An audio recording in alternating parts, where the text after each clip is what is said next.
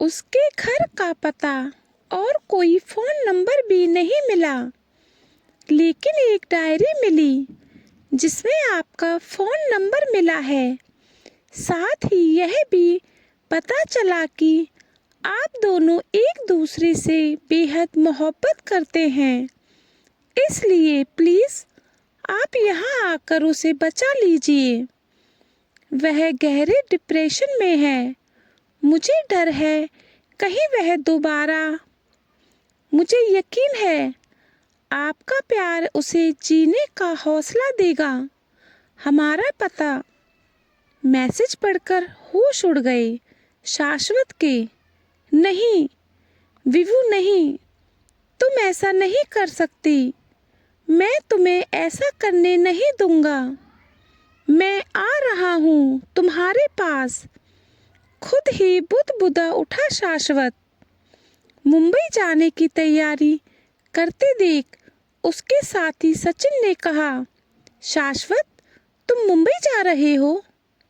हमें तो अगले हफ्ते आगरा जाना है। वहाँ ताज महोत्सव के अंतर्गत होने वाले सांस्कृतिक कार्यक्रम की श्रृंखला में होने वाले अपने नाटक का मंचन करना है। मुझे मालूम है सचिन, लेकिन इस वक्त मेरा मुंबई जाना बहुत ही ज़्यादा ज़रूरी है, कहकर शाश्वत प्लेन द्वारा मुंबई के लिए रवाना हो गया। प्लेन में बैठते ही विभावरी के साथ बिताया गया 5 वर्ष पुराना अतीत उसकी आंखों के सामने सजीव हो उठा। शाश्वत और विभावरी कॉलेज में हिंदी से एमए साथ साथ कर रहे थे। शाश्वत को साहित्य और नाटकों में बेहद रुचि भी थी, तो विभावरी को फिल्मों में काम करने की दिली ख्वाहिश थी। कॉलेज के वार्षिक समारोह में सलीम अनारकली नाटक का मंचन किया गया, जिसमें सलीम का किरदार शाश्वत ने निभाया और अनारकली का विभावरी ने निभाया। इस नाटक के दौरान ही दोनों के हृदय में एक दूसरे के लिए प्रेम पुष्प पल्लवित हो गए। इसके बाद दोनों ने एक साथ कई नाटकों में काम किया। एमए द्वितीय वर्ष की परीक्षाओं के मात्र 1 माह पहले विभावरी ने चहकते हुए शाश्वत से कहा, शाश्वत, आज तो मैं बहुत ही ज़्यादा खुश हूँ। मैंने जिस विज्ञापन कंपनी के लिए बतौर मॉडल के लिए अपना बायोडाटा फोटो सहित भेजा था, उस कंपनी ने एक्सेप्ट कर लिया है। मुझे शीघ्र ही मुंबई बुलाया है। तुम पागल हो गई हो विभू। नाटकों में इतना सजीव अभिनय करती हो और मात्र पैसे और पब्लिसिटी के लिए तुम मॉडल बनकर अपने शरीर का प्रदर्शन करना चाहती हो। शाश्वत, मैं मॉडलिंग को अपना करियर नहीं बनाना चाहती, लेकिन इसके जरिए मेरी फिल्मों में पहुंचने की राह बहुत ही आसान हो जाएगी। इतना आसान नहीं है फिल्मों में काम मिलना विभू।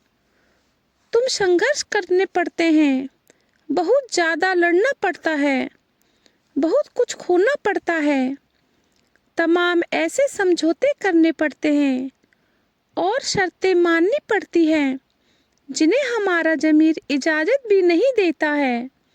मैं फिल्मों में काम पाने के लिए कुछ भी करने को तैयार हूँ, विभू ने शाश्वत को कहा, क्योंकि फिल्मों में काम करना मेरा बहुत बड़ा सपना है। मेरी बात मानो तो तुम भी फिल्मों में ट्राई करो। नहीं विभू, मैं नाटक नहीं छोड़ सकता, इसमें आत्मा बसती है मेरी। लेकिन मुझे छोड़ सकते हो शाश्वत। नाटक और साहित्य से तुम कभी भी वह शोहरत और दौलत हासिल नहीं कर सकते जो फिल्मों में मिलती है। फिल्मी सितारों का नाम बच्चा बच्चा तक जानता है, लेकिन रंगकर्मी को कोई जानता तक नहीं है। वे शाश्वत फिल्मों में अपना भाग्य आजमाने विभा भरी मुंबई की चकाचौंध भरी दुनिया में खो गई, और शाश्वत तुलसी के अध्यात्म, कबीर के चिंतन, सूर्य की भक्ति, धनानंद के विरह और मीरा की पीर में डूब गया। साथ ही नाटकों में भी जीता रहा। विभावरी से सच्चा प्रेम किया था, इसलिए शादी करने का मन भी नहीं हुआ। प्लेन मुंबई पहुंच गया था।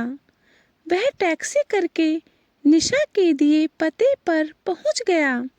फ्लैट का दरवाजा विभावरी ने ही खोला। बड़ी हताश और बीमार लग रही थी।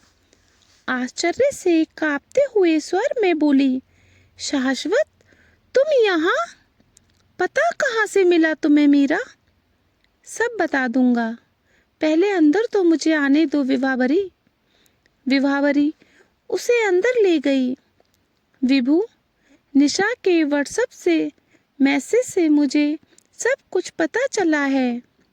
फिर उसके कंधे पर हाथ रखकर प्यार से बोला, अपनी जान देने की कोशिश करते वक्त मेरा भी जरा ख्याल नहीं आया तुम्हें? अचानक वाबुब हो उठा शाश्वत बोला, शाश्वत, मुझे माफ कर दो, मैं जीना ही नहीं चाहती। आखिर क्यों? ऐसा क्या हुआ है? शाश्वत, मुंबई सपनों का शहर है, क्योंकि यहाँ लोगों के सपने पूरे होते हैं। हर कोई यहाँ अपना कोई ना कोई सपना लेकर ही आता है।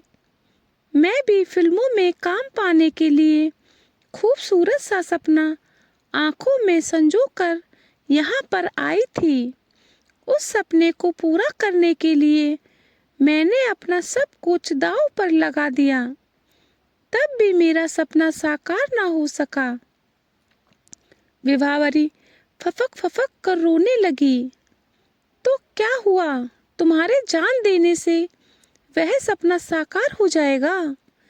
कम से कम उस जिल्लत से तो मुक्ति मिल जाएगी, जिसकी वजह से मैं हर पल हजारों बार ऐसी भयानक मौत मरती हूँ, जिसकी कभी मैंने कल्पना भी नहीं करी थी। विभू, तुमने नीरज जी के यहाँ यह कविता नहीं सुनी क्या?